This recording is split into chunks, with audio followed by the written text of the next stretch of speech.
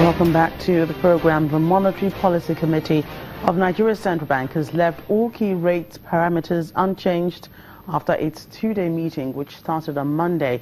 The Central Bank Governor, Mr. Godwin Emefiele, said that the decision follows the need to pave way for improvements in the economy. In consideration of the challenges weighing down the domestic economy and the uncertainties in the global environment, the committee decided by a unanimous vote of 8 members in attendance to retain the MPR at 14% alongside all other policy parameters. 1 member was absent at the meeting. In summary, MPC decided to 1. Retain MPR at 14%, 2.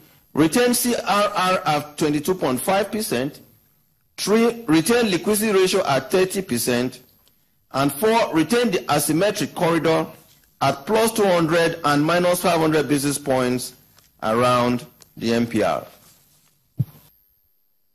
A 42-year-old Nigerian man, Obi Edozie, has appeared in a South African magistrate court on a 6-count charge, which includes sexual exploitation of children, human trafficking, and possession of illicit drugs. The suspect, who appeared alongside a female South African accomplice, was arrested in a police raid in Springs near Johannesburg following a tip-off. According to the police, 5 teenage girls were found in the business premises of the accused.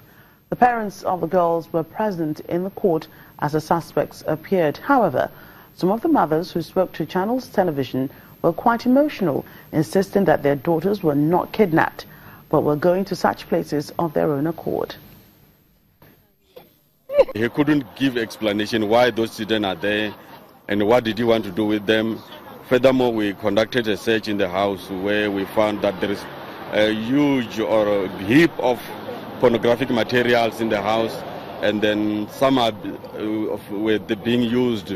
And furthermore, we make a body search where we found that he was having drugs in his pocket. And then we arrested him for human trafficking, possession of drugs, as well as possession of pornographic material. Meanwhile, frustration over the pace of housing delivery and poor living conditions in informal settlements in South Africa is fueling an increase of land invasion as politicians play on the emotive issue of land redistribution.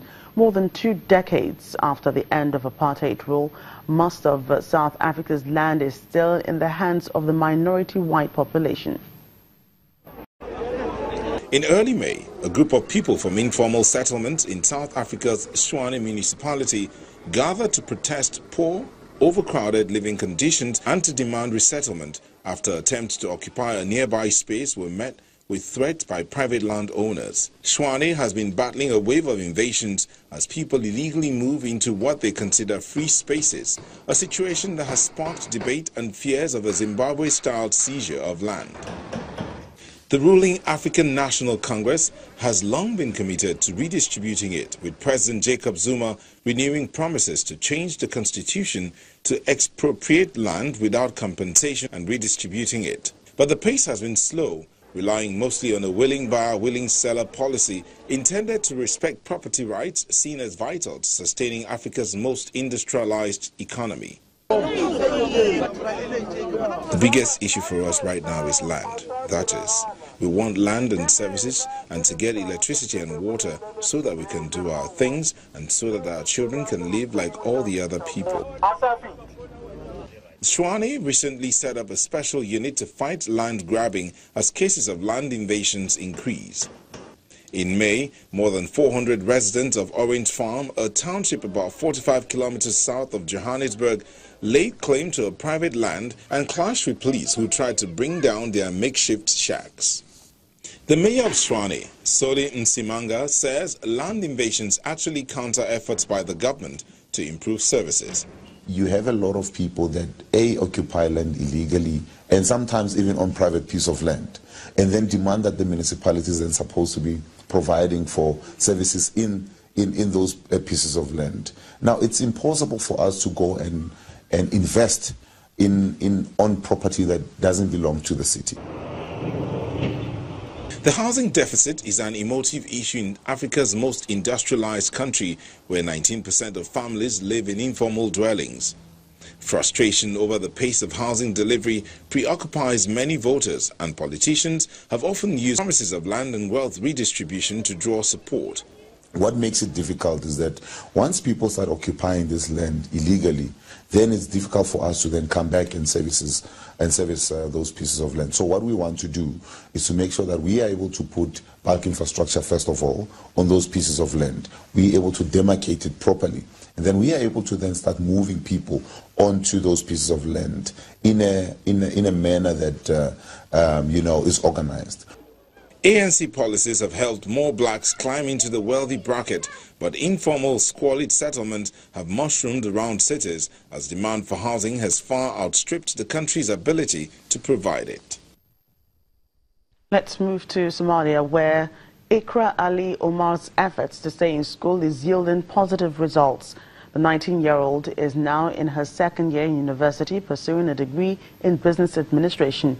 However, many young Somali girls are often forced into early marriages by their families to escape poverty, denying them a solid education. Somali student Ikra Ali Omar is one of few young women who attend university in Somalia.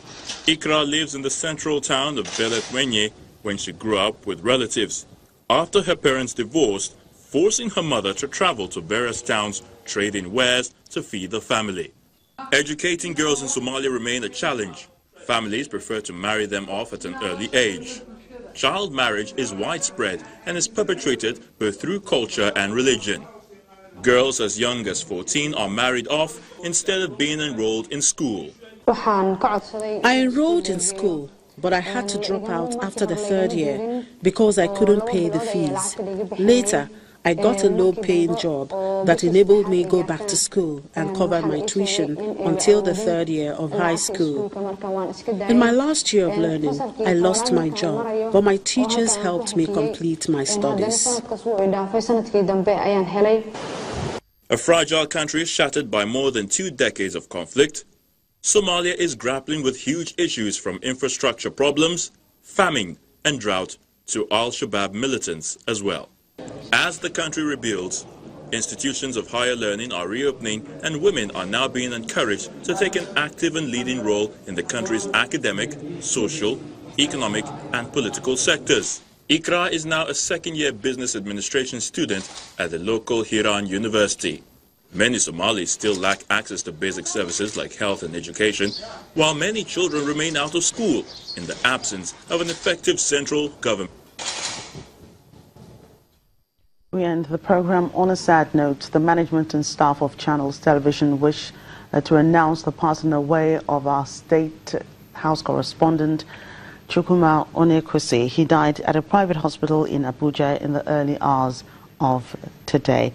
Chukwuma covered several beats on Channels Television before he was seconded to the presidential villa as the State House correspondent. An excellent reporter who joined Channels Television from 1998, Chukwuma showed great passion for his job. A perfect gentleman and a great family man, he was a graduate of the University of Nigeria, Nsukka. Chukwuma also worked in the Imo Broadcasting Corporation, Owerri. He died at the age of 55 and is survived by a wife and children. May his soul rest in perfect peace. That's Network Africa. Thank you for joining us.